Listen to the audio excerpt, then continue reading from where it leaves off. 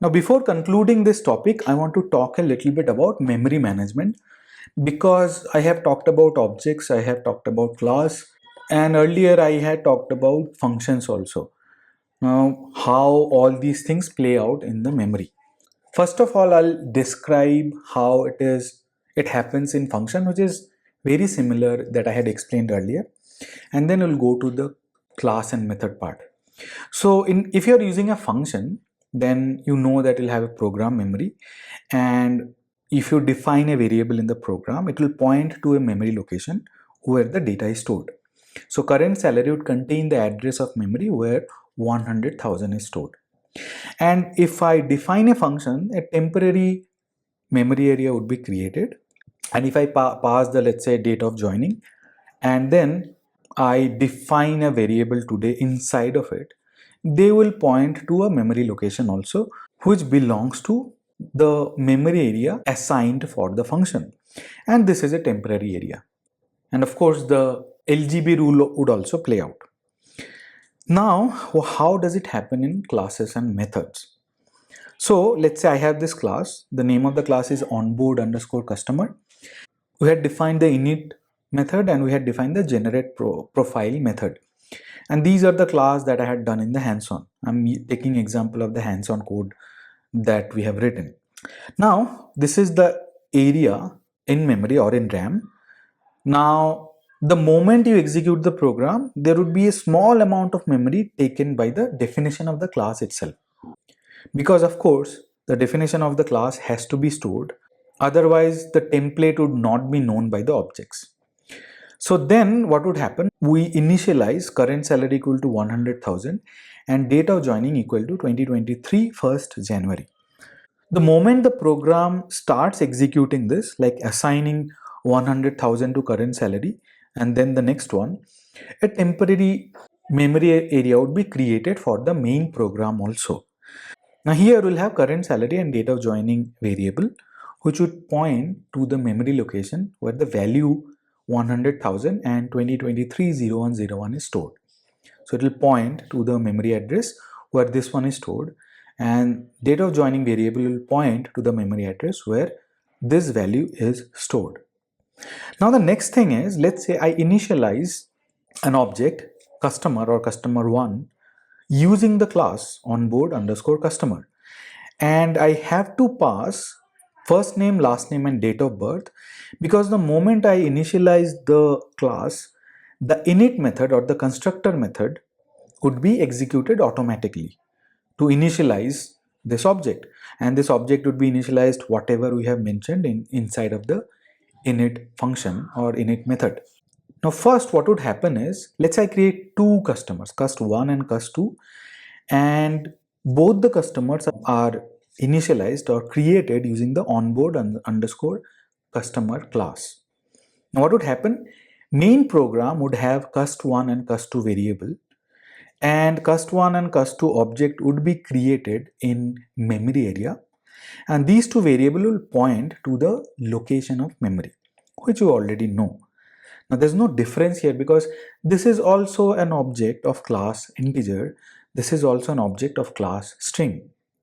And here cust1 or cust2, these are objects of class onboard underscore customer. Both are objects. So that's why this would contain, cust1 and cust2 both would contain the value of the location in memory where these two objects are stored. So cust1 would contain pointer to the object and cust2 would also contain pointer to the object. Now the memory area where these objects are created are called application heap. And this concept is similar in Java and other programming languages also. Same is the case with Python.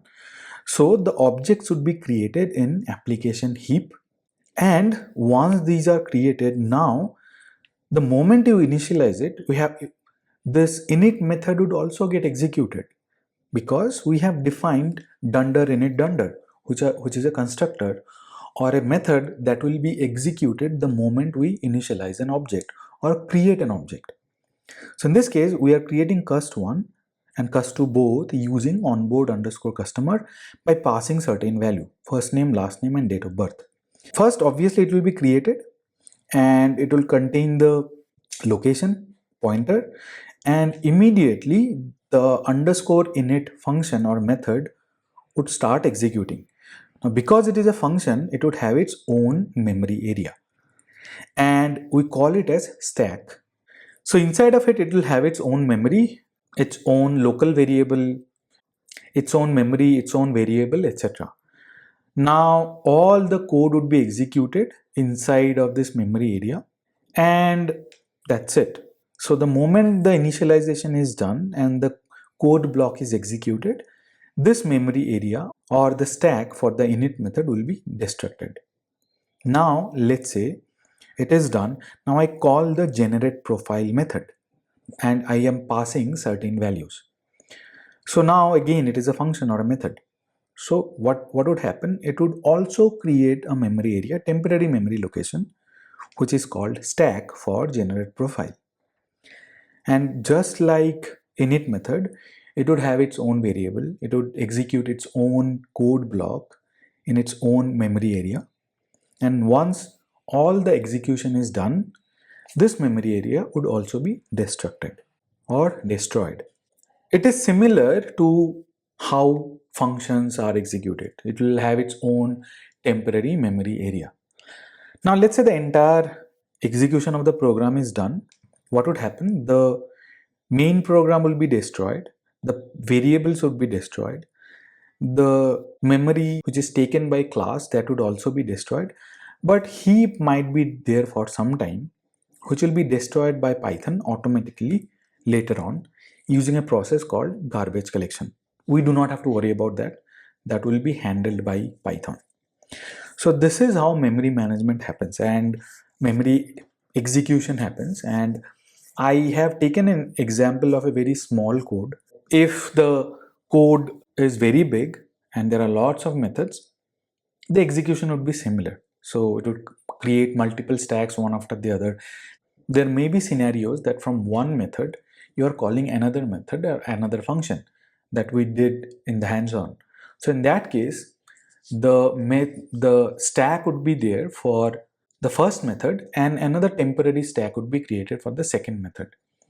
And once the execution of that method or function is done, the second stack would be destroyed.